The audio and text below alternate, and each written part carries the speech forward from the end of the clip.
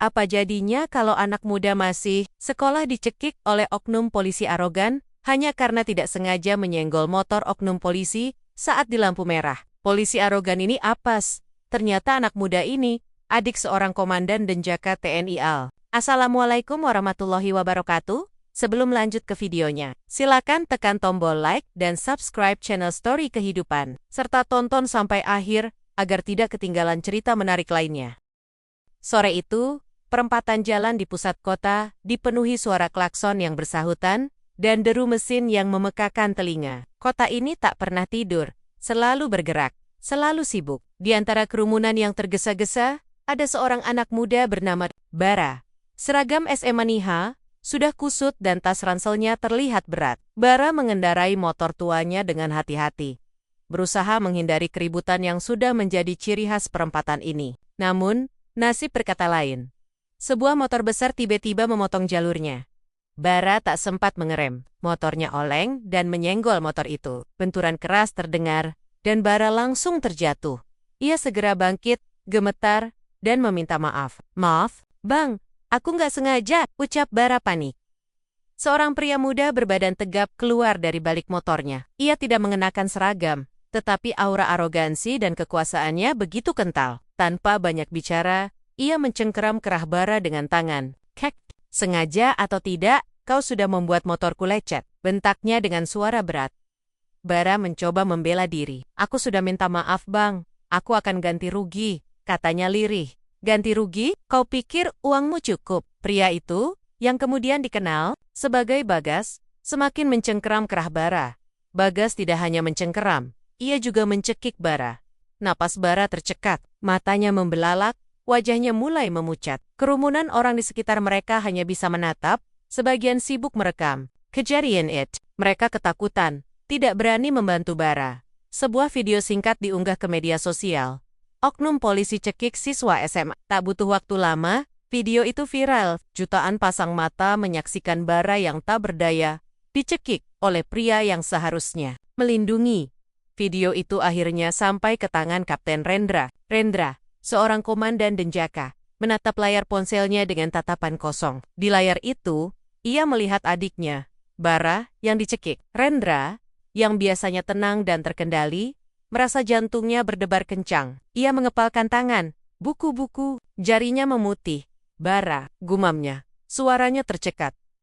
Amarah Rendra bukan hanya tentang adiknya yang dianiaya. Amarahnya juga tentang institusi yang ia hormati. Seorang aparat yang seharusnya mengayomi, malah bertindak sewenang-wenang. Rendra melihat itu sebagai pengkhianatan terhadap sumpah dan janji yang telah ia ucapkan. "Aku akan menemukanmu," bisik Rendra. Suaranya rendah, penuh ancaman. "Aku akan tunjukkan padamu apa artinya kekuasaan yang sebenarnya." Ruang kerja Rendra yang rapi dan steril kini dipenuhi aura gelap. Lampu-lampu sorot di langit-langit seakan memudar. Tertelan amarah Rendra yang membara. Video itu diputar berulang-ulang di layar monitornya. Setiap adegan, setiap detik, seperti paku yang menusuk hatinya. Ia melihat ketakutan di mata adiknya. Ketakutan itu bukan hanya karena ancaman fisik, melainkan juga ketidakberdayaan di hadapan kekuasaan yang disalahgunakan. Rendra merasa gagal. Sebagai seorang kakak, ia berjanji akan melindungi Bara. Namun, janji itu hancur berkeping-keping oleh seorang pria tak bertanggung jawab. Rasa bersalah itu menjadi bahan bakar yang membakar emosinya. Ia harus bergerak, dan ia akan melakukannya dengan cara yang ia kuasai. Cepat, efisien, dan tanpa ampun. Rendra mengambil ponselnya, mengaktifkan jaringan rahasia. Cari tahu identitas pria di video viral itu.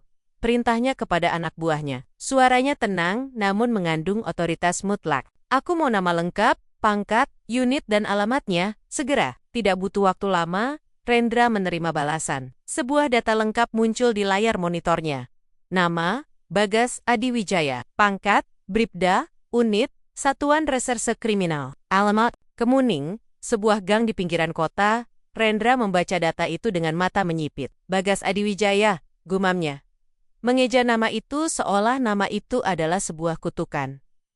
Rendra mematikan monitornya. Ruangan itu kembali hening. Namun dalam keheningan itu, tersimpan badai yang siap meledak. Ia bangkit dari kursinya, berjalan menuju jendela besar yang menghadap ke kota. Kota yang sama, tempat adiknya dianiaya. Ia merasa jijik pada oknum yang merusak citra institusi yang ia cintai. "Kau pikir seragammu membuatmu kebal, Bagas?" bisik Rendra pada bayangannya sendiri di kaca jendela. "Kau akan belajar bahwa seragam itu juga bisa menjadi beban yang paling berat." Malam itu, Rendra menyusun rencana. Ia tidak akan datang sebagai Kapten Rendra, Komandan Denjaka yang terhormat. Ia akan datang sebagai kakak bara. Sebagai manusia yang telah melihat adiknya dianiaya. Ia akan datang dengan tangan kosong, tetapi dengan dendam yang mematikan. Ia akan membalas Bagas, bukan hanya demi bara, tetapi juga demi harga diri yang telah diniakin Jack. Rendra tahu, jalan yang ia pilih berbahaya. Ia bisa saja dikenai sanksi, bahkan dikeluarkan dari institusi, tetapi amarahnya lebih kuat dari segalanya. Ia tidak peduli. Yang ada di pikirannya hanyalah satu hal, Bagas Adiwijaya harus membayar. Dengan langkah pasti, Rendra meninggalkan ruangannya. Ia menyalakan mesin motornya. Suara deru mesin itu terdengar seperti raungan singa yang siap menerkam. Mengs. Rendra menyusuri jalanan kota yang kini mulai sepi. Alamat yang ia dapatkan membawanya ke sebuah kawasan kumuh. Jalanan sempit dan gelap, dengan bangunan-bangunan tua yang berimpitan. Di sini, cahaya bulan tak mampu menembus, hanya diterangi oleh lampu jalan yang rimeng-rimang dan berkelip. Rendra memarkir motornya jauh dari gang yang menjadi targetnya. Ia berjalan kaki, langkahnya senyap dan terukur. Layaknya predator yang sedang mengintai. Ia bukan hanya seorang komandan, ia juga seorang ahli tempur. Setiap gerakan, setiap tarikan napas, diperhitungkan. Ia tidak ingin melakukan kesalahan. Pencariannya dimulai dari mulut gang. Ia melihat beberapa orang yang tampak mencurigakan, duduk-duduk di pinggir jalan. Mereka menatap Rendra dengan pandangan curiga. Rendra tidak peduli, ia terus berjalan, seolah ia adalah penduduk setempat yang sedang pulang ke rumah. Meskipun amarahnya masih membara, Rendra tetap profesional. Ia tidak gegabah. Ia mengamati setiap detil, setiap sudut. Ia melihat anak-anak bermain. Beberapa pedagang kaki lima masih bertahan. Dan sekelompok pemuda yang asyik mengobrol. Tiba-tiba, ia melihat seorang pria yang memiliki perawakan mirip dengan Bagas. Pria itu sedang berbicara dengan seorang pedagang kaki lima. Raut wajahnya terlihat serius. Rendra mengambil langkah lebih dekat, bersembunyi di balik sebuah mobil usang. Ia mendengarkan pembicaraan mereka dengan seksama. "Kamu yakin mereka masih di sini?" tanya Bagas, suaranya pelan. "Iya bang, mereka terlihat mencurigakan. Setiap hari ada anak baru yang dibawa ke gudang itu," jawab pedagang itu. Matanya melirik ke arah sebuah bangunan tua di ujung gang. "Terus, awasi mereka, jangan sampai ketahuan," Bagas berbisik. "Aku akan laporkan ke atasan." Rendra tertegun. Ia mendengar percakapan itu, tetapi otaknya menolak untuk memprosesnya. Apa yang sedang terjadi? Apakah Bagas sedang melakukan penyamaran?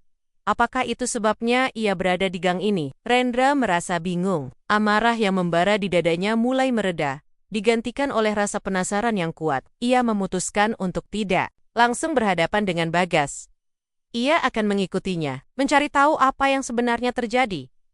Ia mengikuti Bagas dari kejauhan. Bagas berjalan menuju sebuah warung kopi di ujung gang, mengambil tempat duduk di sudut. Ia mengeluarkan ponselnya, mengetikkan sesuatu, dan mengirimkannya. Rendra melihat itu, tetapi ia tidak tahu apa isi pesan itu. Rendra menunggu, mengamati. Setiap gerakan Bagas, ia melihat Bagas mengambil sebuah gelang dari saku celananya, memainkannya, dan menatap gelang itu dengan tatapan sedih. Gelang itu terlihat kecil, seperti gelang yang biasa dipakai anak-anak. Gelang itu membuat Rendra semakin penasaran. Setelah beberapa saat, Bagas bangkit dari tempat duduknya dan berjalan menuju sebuah gang yang lebih gelap. Rendra mengikutinya. Ini adalah saat yang tepat. Rendra tidak tahu apa yang sedang terjadi, tetapi ia tidak bisa membiarkan Bagas menghilang. Ia harus mendapatkan jawaban. Ia mempercepat langkahnya, menutup jarak di antara mereka. Pigich memasuki gang yang lebih sepi. Rendra bersiap. Ia tahu, dalam beberapa detik ke depan, ia akan berhadapan dengan Bagas. Ia tidak tahu apa yang akan terjadi, tetapi ia tahu, ia harus mendapatkan jawaban. Malam itu, di dalam gang yang lebih sempit dan gelap, suara langkah Rendra terdengar seperti gema yang mengancam. Bagas berhenti berjalan. Ia merasakan kehadiran Rendra. Instingnya sebagai seorang polisi, terlatih memberitahunya bahwa ada bahaya yang mendekat. Bagas berbalik. Tatapannya tajam. "Siapa kau?" tanyanya. Suaranya tenang namun waspada. Rendra tidak menjawab. Ia hanya terus melangkah. Bayangannya memanjang di bawah cahaya rimang-rimang lampu jalan. Wajah Rendra terlihat dingin dan tanpa emosi. Aku tanya, siapa kau? Bentak Bagas, bersiap untuk menyerang. Aku kakaknya, jawab Rendra. Suaranya rendah dan menusuk. Bagas mengerutkan kening. Tidak mengerti. Kakaknya siapa? Kakak dari anak yang kau cekik di perempatan, Rendra berkata. Dan saat itulah, Bagas menyadari siapa yang ia hadapi. Mata Bagas membelalak. Ia mundur selangkah. Ia tahu, ia dalam masalah besar. Ia menghadapi seorang pria yang diliputi amarah. Seorang pria yang ahli dalam pertarungan. Namun, ia tidak punya waktu untuk menjelaskan. Penyamarannya, misinya, semuanya bisa hancur jika ia mengungkapkan jati dirinya sekarang. Ini salah paham, Bagas mencoba menjelaskan. Salah paham? Rendra menyeringai. Senyumnya dingin. Aku melihatnya dengan mata kepalaku sendiri. Calvin, adikku. Itu bukan salah paham. Itu adalah kejahatan. Tanpa menunggu jawaban, Rendra menyerang. Pukulan pertama Bagas berhasil dihindari. Bagas, yang tidak mau kalah, membalas dengan pukulan cepat. Tapi, Rendra lebih cepat. Ia menangkis pukulan Bagas, lalu melancarkan pukulan telak ke perut Bagas. Bagas terhuyung-huyung. Napasnya tercekat. Ia tidak menyangka Rendra sekuat ini. Ia mencoba melawan. Tetapi setiap gerakan Rendra adalah serangan yang mematikan. Pukul turn, tendangan, kuncian, semua dilancarkan dengan presisi. Rendra tidak bermain-main. Ia sedang membalas dendam. Bagas jatuh ke tanah, babak belur. Wajahnya dipenuhi luka, bibirnya pecah, dan matanya mulai membengkak. Ia mencoba bangkit tetopi Rendra, menendangnya kembali ke tanah. Ini belum selesai, Rendra berkata. Suaranya penuh amarah. Ini baru permulaan. Rendra mengangkat Bagas, menahannya di tembok, dan mencengkeram lehernya. Posisinya sama persis dengan yang Bagas lakukan pada Bara. Bagas mencoba melawan, tetapi tenaganya sudah habis. Ia hanya bisa menatap mata Rendra yang penuh dendam. Kau tahu kenapa aku melakukan ini? Rendra berbisik. Suaranya nyaris tak terdengar. Agar kau tahu bagaimana rasanya. Saat itulah, Rendra melihat sesuatu. Sebuah gelang kecil di pergelangan tangan Bagas. Gelang itu berwarna biru, dengan ukiran nama lintang yang terlihat sudah usang. Gelang itu menarik perhatian Rendra. Mengapa seorang polisi arogan seperti Bagas memakai gelang anak-anak? Rendra tidak peduli. Amarahnya sudah terlalu dalam. Ia melemparkan Bagas ke tanah. Bagas terkapar tak berdaya. Rendra berbalik, bersiap untuk pergi. Tetapi matanya kembali menangkap. Gelang itu, ia merasa ada sesuatu yang janggal. Rendra berbalik, kembali ke arah Bagas. Ia mengambil gelang itu, memeriksanya. Gelang itu terlihat sangat berarti bagi Bagas. Ada sesuatu yang Rendra lewatkan. Rendra melihat Bagas yang terkapar. Babak, tetapi matanya tetap terlihat kuat. Rendra menyadari ada sesuatu yang tidak beres. Ia telah menghajar seseorang yang mungkin tidak seperti yang ia pikirkan. Siapa Lintang? Rendra bertanya. Suaranya lebih tenang. Bagas tidak menjawab. Ia bisa menatap Rendra dengan mata yang bengkak. Rendra tahu. Ia tidak akan mendapatkan jawaban dari Bagas. Ia harus mencari tahu sendiri. Rendra menaruh kembali gelang itu di pergelangan tangan Bagas. Ia pergi, meninggalkan Bagas yang babak belur di dalam gang yang gelap. Ia tidak tahu gelang itu adalah kunci yang akan membongkar kebenaran yang jauh lebih besar. Rendra pulang dengan perasaan campur aduk. Amarahnya sudah reda, tetapi kini digantikan oleh rasa penasaran dan kebingungan. Gelang di pergelangan tangan Bagas terus ternjang-jang di benaknya. Ia tidak bisa melupakannya. Gelang itu adalah sebuah teka-teki, dan Rendra adalah seorang yang terobsesi dengan teka-teki. Ia masuk ke ruang kerjanya, menyalakan monitornya. Ia membuka data Bagas kembali, tetapi kali ini ia mencari lebih dalam. Ia mencari data keluarga, data pribadi, dan laporan-laporan yang pernah Bagas tangani dalam pencariannya. Rendra menemukan sebuah laporan polisi tentang kasus kehilangan anak. Nama anak itu Lintang Adi Wijaya. Tanggal kehilangan 5 tahun lalu. Pelapor, Bagas Adi Wijaya. Rendra membaca laporan itu dengan seksama. Lintang adalah adik kandung Bagas. Ia hilang saat sedang bermain di taman dekat rumah. Rendra merasa dadanya sesak.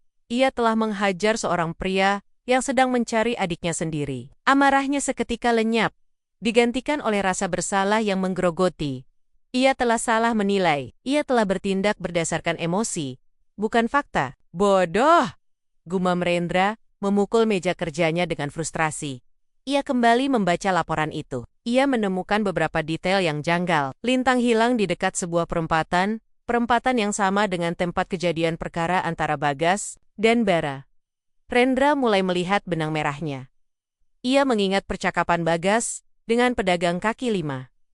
Bagas sedang menyamar. Ia sedang mencari sindikat perdagangan anak. Ia menggunakan penyamarannya sebagai pria arogan untuk memancing para anggota sindikat. Rendra kembali ke lokasi Bagas. Kali ini ia datang dengan mobil. Ia tidak menemukan Bagas di gang tempat ia meninggalkannya. Ia mencari di sekitar gang.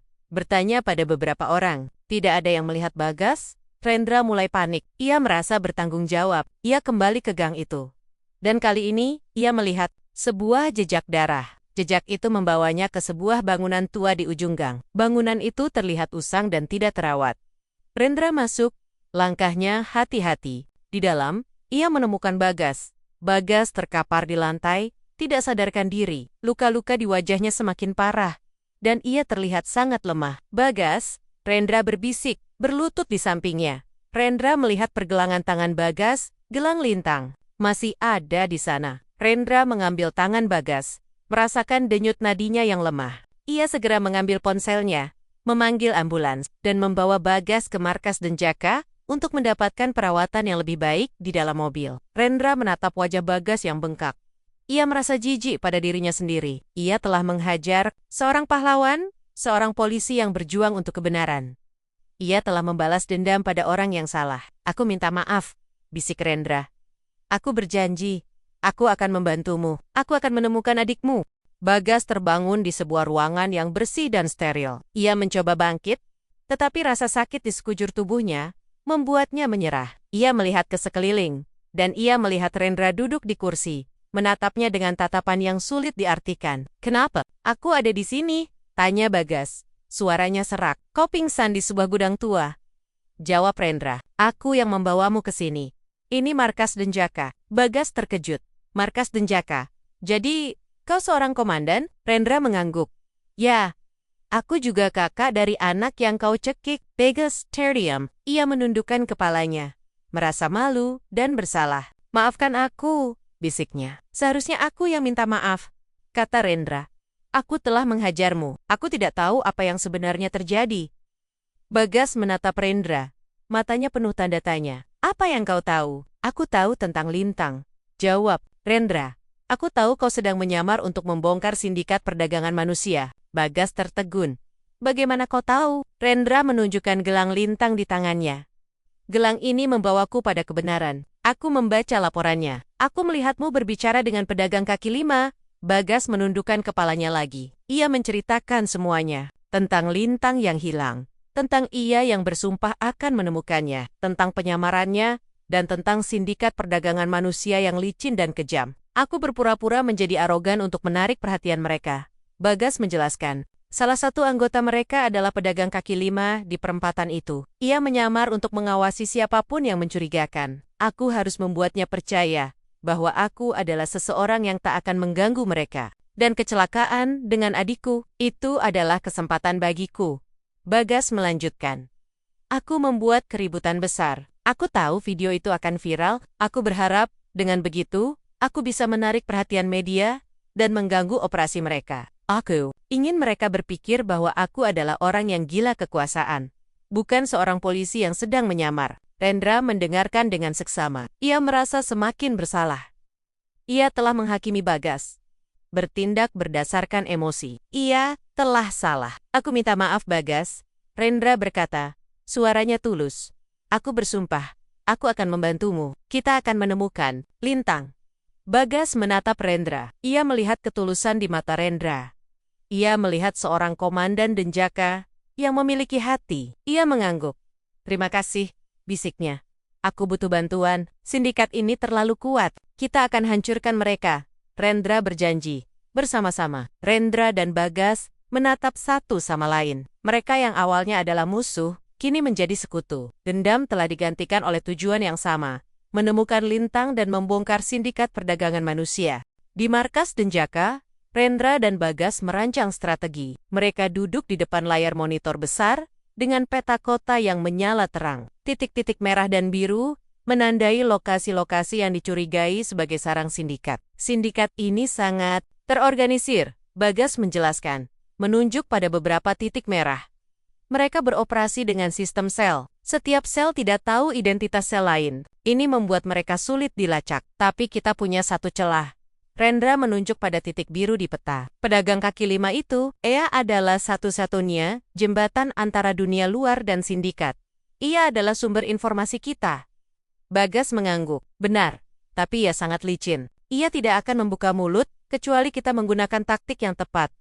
Rendra menyeringai. Aku punya ide. Kita akan membuatnya merasa terpojok. Kita akan menggunakan ketakutan sebagai senjata kita.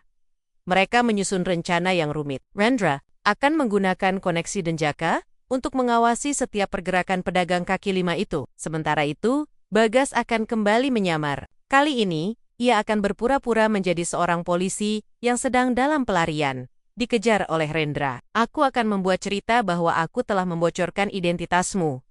Bagas menjelaskan, aku akan bilang aku ketakutan. Aku akan memintanya untuk membantuku bersembunyi. Dengan begitu, aku bisa masuk ke dalam lingkaran, dalam mereka. Rendra mengangguk setuju. Ide yang bagus, tapi ini berbahaya. Kau bisa saja dibunuh jika mereka tahu kau sedang menyamar. Aku tahu risikonya, jawab Bagas. Matanya dipenuhi tekad. Aku sudah berjanji pada Lintang. Aku akan menemukannya, apapun risikonya. Rendra menatap Bagas. Ia melihat tekad yang sama, seperti yang ia miliki. Ia melihat seorang pahlawan, bukan seorang oknum polisi arogan. Ia merasa bangga bisa bekerja sama dengannya. Mereka mulai menjalankan rencana mereka. Rendra mengirimkan tim pengintai untuk mengawasi pedagang kaki lima itu. Ia menyebarkan berita palsu bahwa Bagas telah melarikan diri setelah insiden di perempatan.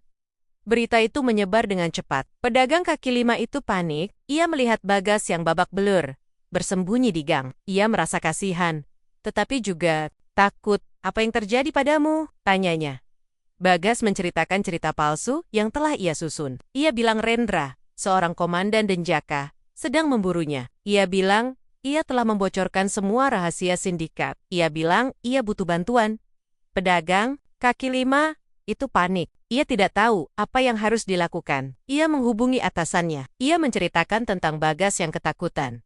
Tentang Rendra yang memburunya. Bawa dia ke markas, perintah suara di telepon. Kita akan menyingkirkan dia di sana. Rendra menemukannya. Bagas tersenyum. Rencananya berhasil. Ia sudah masuk ke dalam sarang musuh. Bagas dibawa ke sebuah markas rahasia. Markas itu terlihat seperti gudang tua yang tak terpakai, tetapi di dalamnya, ia melihat sebuah dunia lain. Ruangan itu penuh dengan komputer, monitor, dan telepon. Beberapa orang sibuk bekerja, raut wajah. Mereka terlihat dingin dan tanpa emosi.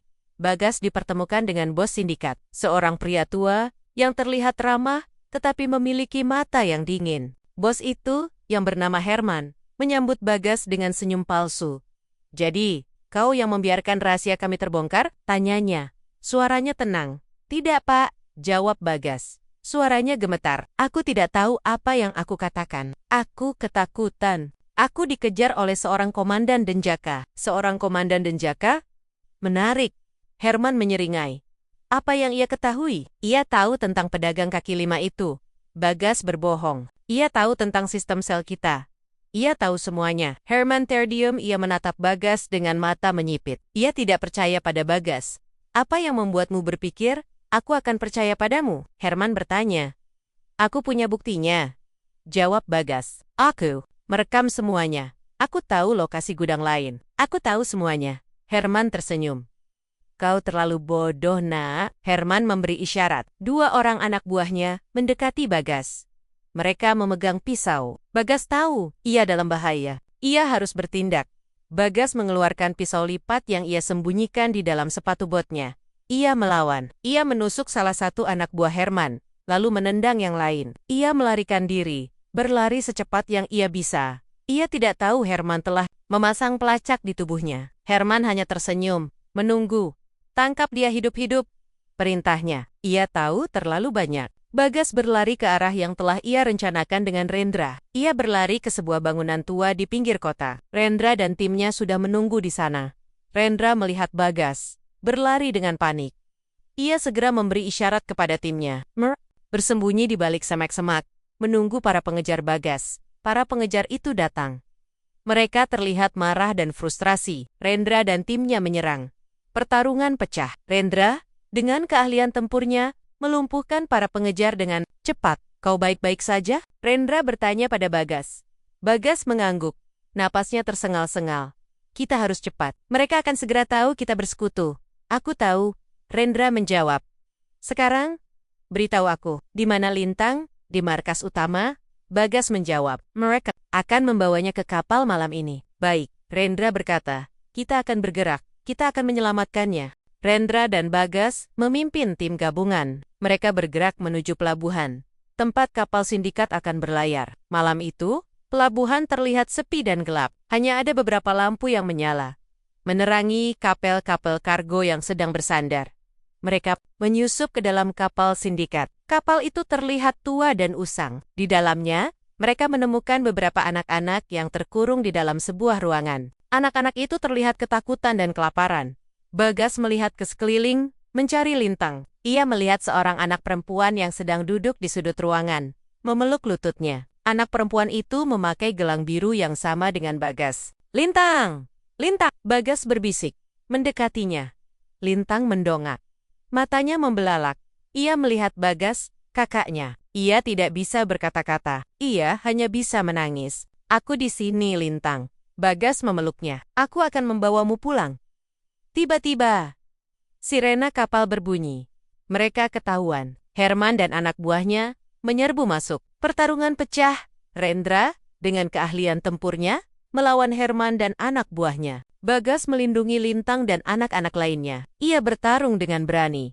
Tanpa takut, ia tidak akan membiarkan siapapun menyentuh Lintang lagi. Kau pikir kau bisa mengalahkanku?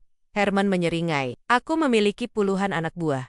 Kau tidak bisa mengalahkan kami. Kami tidak sendiri, Rendra berkata. Dan saat itu, tim Denjaka lainnya menyerbu masuk. Mereka bertarung dengan Herman dan anak buahnya. Pertarungan itu berlangsung lama dan brutal. Namun, Rendra dan timnya lebih kuat. Mereka berhasil mengalahkan Herman dan anak buahnya.